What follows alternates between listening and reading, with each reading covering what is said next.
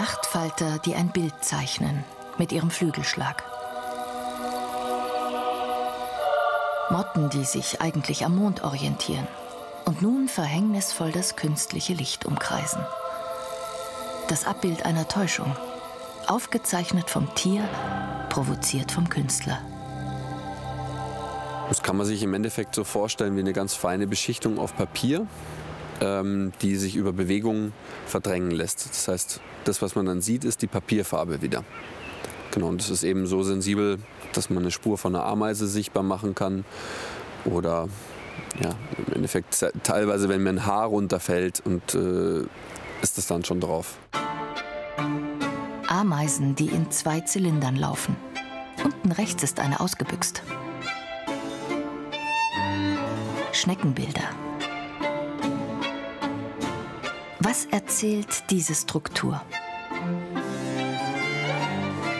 Warum nimmt das Lebewesen diesen Weg? Wie agiert die Gruppe?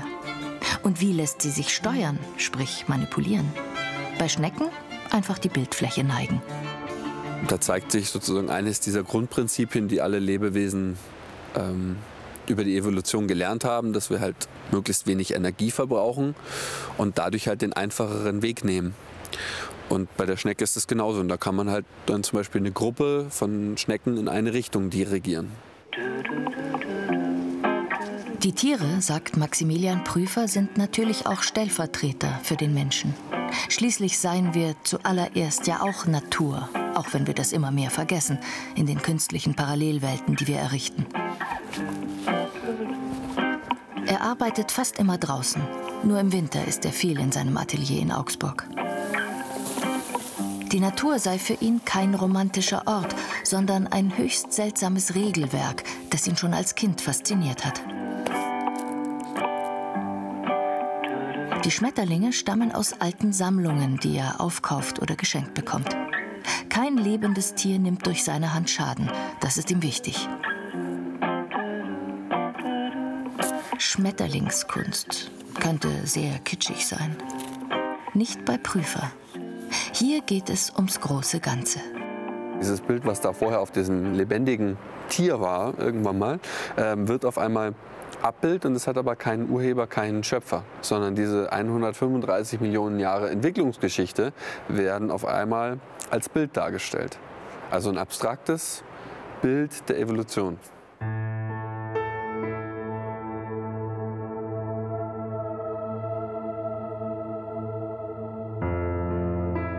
Prüfer ist ein akribischer Forscher, zeichnet, studiert.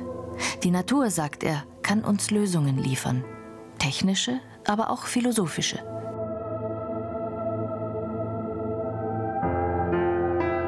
Wie ist ein Spinnennetz aufgebaut? Wie eine Stadt?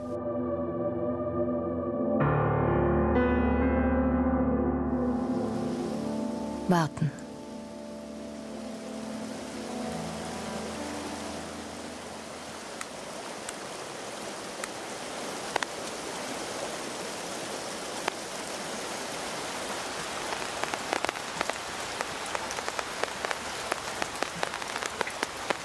Der Regen als Schöpfer.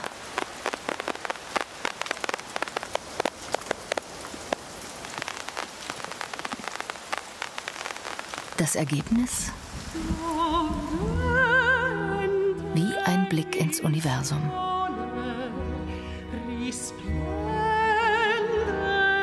Ein Abbild des Himmels, gemacht vom Himmel.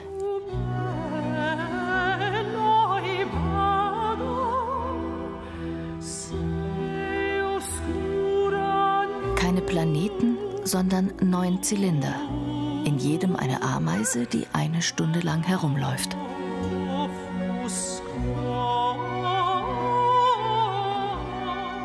Eine Ameise hat es halt eben geschafft, auszubrechen, und hatte aber schon vorher 1 Stunde in diesem Gefäß verbracht und dieses Gefäß gelernt, also die Form davon. Und als es ausgebrochen war, hat es dann die Form außen wieder reproduziert und hat es dann teilweise eben auch am äußeren Rand wieder geschlossen, diesen Kreis.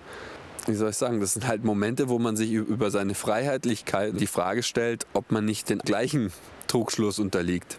Also dass man, selbst wenn man frei ist, dass man eben das reproduziert, was man gelernt hat. Was lenkt uns? Der Wille, die Vorstellung oder das Unbewusste? Die Kunst von Maximilian Prüfer erzählt viel darüber. Man wird der Dinge nicht Herr und dennoch kann man sie lesen.